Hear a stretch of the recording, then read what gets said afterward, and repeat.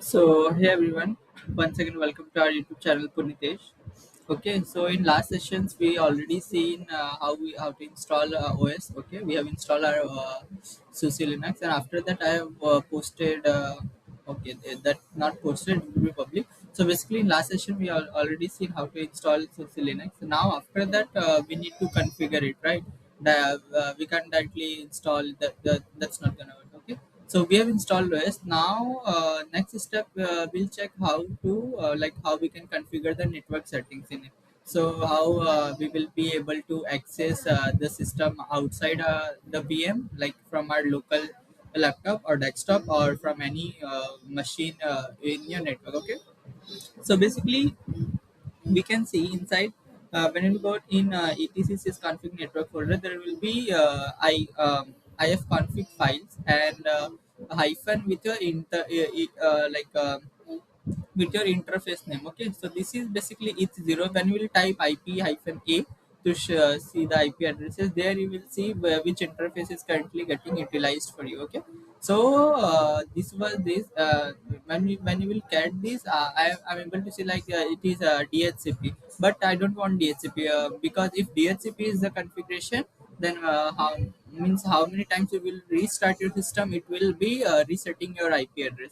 Okay, which is not we take in production system or in any active systems. Okay, so even in demo system also we need to configure static one, because our port whitelist and all those things will be done for our desktop machine, right? So what I have did, I have just edited this file and set the protocol as static to not change the ip address, and I have given an ip address this, and gateway also given for this. dns we have given here, not required. DNS, I'll show you in another location where I have given snip also, where we have to maintain this. Okay, so basically we need to change the boot protocol to static. So after boot also it will not change the ip address, and ip address you need to enter your ip address and subnet and gateway. Okay, default gateway for you. So we have entered this. Now let's see next. Okay, so after that we have just I've just restarted the service beat.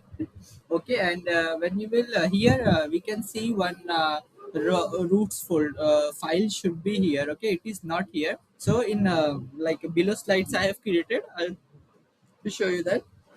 So basically here we have gateway. Okay, right, but by default it won't take that. It gateway takes from root file only here. So in end slide I will show you. I have created the, and when I typed ip hyphen a. Okay, so here it's not came in full. Yeah, so here we can see our static ip is set. Okay, static ip was set here. Now just okay, our ip set, static ip set. Now what we need, now we need to check whether ssh is enabled or not. Okay, so here we can see our ssh daemon status is active and running.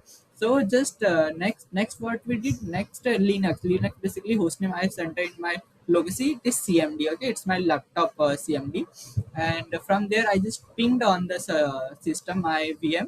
Okay, see, I'm able to connect on vm host is reachable to me. Okay, now when I try to check the port, whether a port is allowed or not, it is showing timeout. Means my laptop is able to reach my vm, means vm is available locally in my network. Okay, but port is not whitelisted. From here we can get like ping is enabled, ping is working, means server is reachable, but port is not whitelisted. So what I did, I just checked the, here we can see, I just checked the what are the things whitelisted for firewall. First we checked in it's in SUSE Linux. Here we just check the status of, here systemctl status firewall daemon. Okay, so firewall is active here. Okay, if you will just disable it, you can directly access the port, but I have not disabled, I have just allowed the service. Okay, so what I have did, firewall cmd where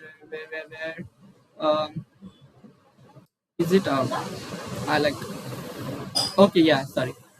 So here just before allowing the SSH, I have just listed what are the things are allowed. So here in services, you can see only RDP sessions are allowed. Okay, means if you will connect a RDP session on the VM, it will directly work. Other than RDP, nothing is allowed. So what I have did, I have just added firewall CMD permanent add service SSH. Okay, and after that reloaded, and when I just listed all, here we can see RDP and SSH both are allowed. After this, when I did telnet on my VM from my laptop. See, it is working, right? Open SSH. So it's working. After that, see, from CFD only I have logged in, accepted, yeah, add this host encryption fingerprint, and we have logged in from our local VM also. I just checked the IP after restarting. See, it is static only, it's working. So connectivity also established, our network is also configured, our system is able to access it. Now to install, now we also I have shared in this session like how we can add additional disk if if you need some requirement for mount point and all, how you can do that. Okay, so okay, so let me just cover this in another video. Okay, so my video won't be get long. So just thanks for thank everyone for joining the session. Okay, so here we have seen in this session how we can add how we can configure static IP and how we can allow the ports from firewall to access it in local system or in your network anywhere. Okay, so that's it for now. Just subscribe, like, share, and comment, and do just ping your question in comment if you have any question or suggest how you like the video, and that's it.